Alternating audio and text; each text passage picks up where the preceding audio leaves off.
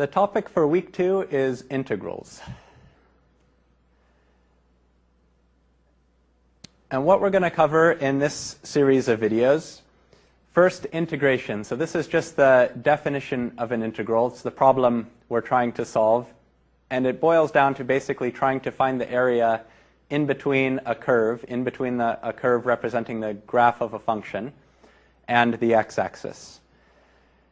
The second topic, the fundamental theorem of calculus, this gives us a mathematical tool that allows us to answer the question we set up in part 1.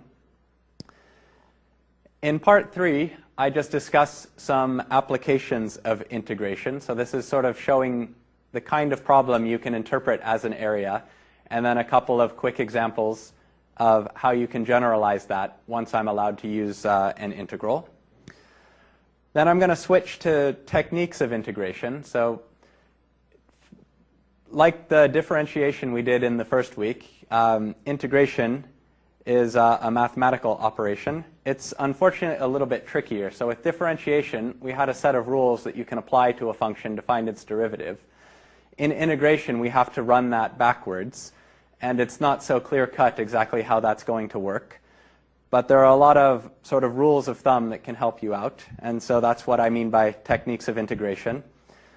Integration by parts, integration by substitution, and completing the square are all techniques of integration. So they're tricks that are going to help you find the integral of a function. And then we'll start moving on to some topics we'll need to be able to take derivatives of the Black-Scholes pricing formula. So in particular, we're going to need to be able to take the derivative of an integral. So that'll be topic number 7, differentiating definite integrals.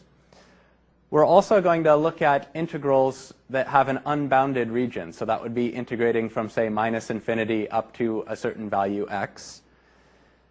We can also look at improper integrals where the function takes an infinite value, and that'll be what we talk about in topic 9, improper integrals 2. And then we'll put all of that together and learn how to take the derivative of a function defined to be the improper integral of another function.